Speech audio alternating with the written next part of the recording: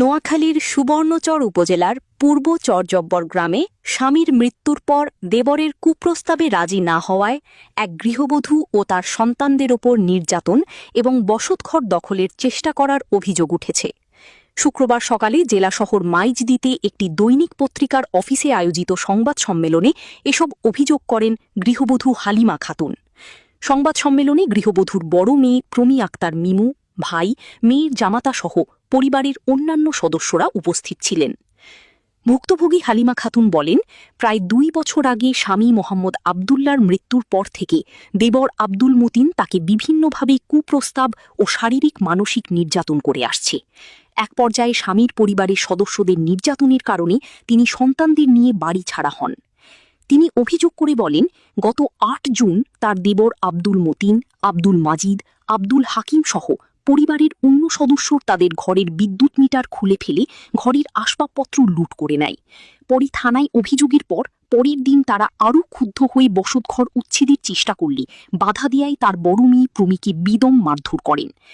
ঘটনার পর ঘরবাড়ি জ্বালিয়ে দিয়ে সব জায়গা জমি জবরদখল করে তাদের প্রাণনাশের হুমকির অভিযোগ তুলে প্রশাসনের কাছে নিরাপত্তা ও ন্যায় বিচারের দাবি জানিয়েছে ভুক্তভোগী পরিবারের সদস্যরা।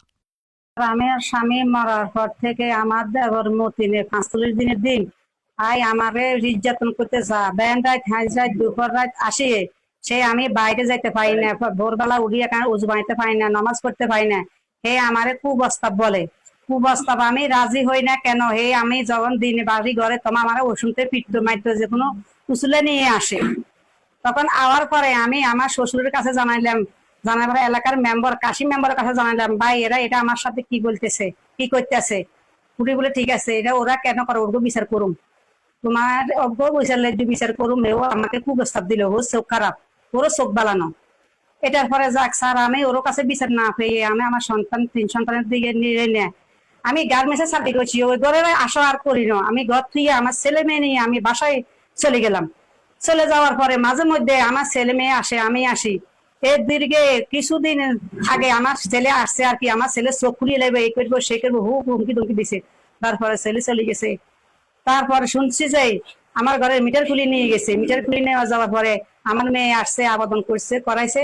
তখন ওরা আমার স্বামীর স্যার, আমি গার্মেন্টস চাকরি করছি, আমার কত হয়েছে, আমি চাকরি করে ঘর দিচ্ছি, দুয়ার দিচ্ছি, আমার দরকার না, আমার সন্তানের দরকার আছে। আমি কত কষ্ট করে সন্তান হয়েছি স্যার, আমার এই সন্তানের দরকার। আমি বলছি আমার মরে যাবো, আমার সন্তান থাকবাছি, আমার স্বামী থাকতে আমার স্বামী কিছু করতে পারে না। আমি মা হইয়া আমি যদি তার কাছে কিছু না করতে পারি তো আমি কি করুম। আমার দেবররা আমার এই বাড়িটা ভাঙিয়ে চুরি নিয়ে যাইতেছে। শুধু আমি এই বাড়ি গাড়িটা প্রশাসনের কাছে আমি জানাইতেছি, ও জায়গাটা আর আমার এই ঘর বাড়ি সব ভাঙ্গি ফেলাছে।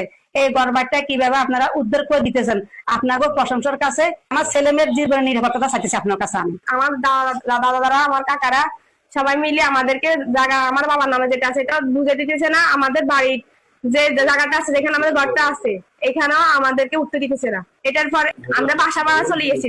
যাওয়ার পরে আমাদেরকে আমরা শুনতেছি যে হেরা আমাদের ঘরে কারেন্টের মিটার তার খুলে ফেলছে। মিটার তার খুলে ফেলে আমরা জনগণের এলাকাতে শুনবার পরে আমরা অভিযোগ জানাইছি ইয়ের যাই, সত্যপদ থানার যাই, অভিযোগ জানাইছি যে আমাদের কারেন্টের ঘরের তার খোলা হচ্ছে, আমাদেরকে এরা উঠতে দিচ্ছে না, আমাদেরকে বিচ্ছিন্ন করতেছে, এরা আমাদের বাড়ি জায়গা ঘর এগুলো দখল করতেছে। অভিযোগ দিয়ে পরে আমরা বাসা চলে আসার পর পরের দিন সকালে অফিসাররা বলছে যে আমরা যাবো ওখানে, পুলিশে বলছে যে আমরা ওখানে যাবো, আমরা দেখবো।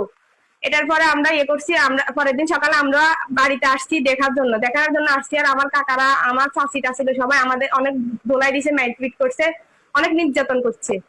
পরিবার পরে এটার পরে পুলিশ, আমরা 999 ফোন দিছি। ফোন দিবার পরে পুলিশ দাঁড় একজন আসছে, উনি এখানে আমাদের এগুলো দেখছে। দেখার পরে জিজ্ঞেস করছে যে তোমাদের এইখানে এগুলা কি চলতেছে, এগুলা তো ঠিক কাজ করতেছো না তোমরা। এখান থেকে ওর বাবার যে জায়গাটা, যে বাড়িটা, ওটা থেকে তো তোমরা উচ্ছিন্ন করতেছো, তো এটা তো ঠিক হচ্ছে না। এরা পুলিশ প্রশাসনের লোকরা মানে না, এরা বলতেছে এগুলো আমাদের জন্য কিছু না, এদের এখানে কোনো কিছু নাই, এখানে কি আছে, এদেরকে এখান থেকে উঠে দিব, এরা কিছু না।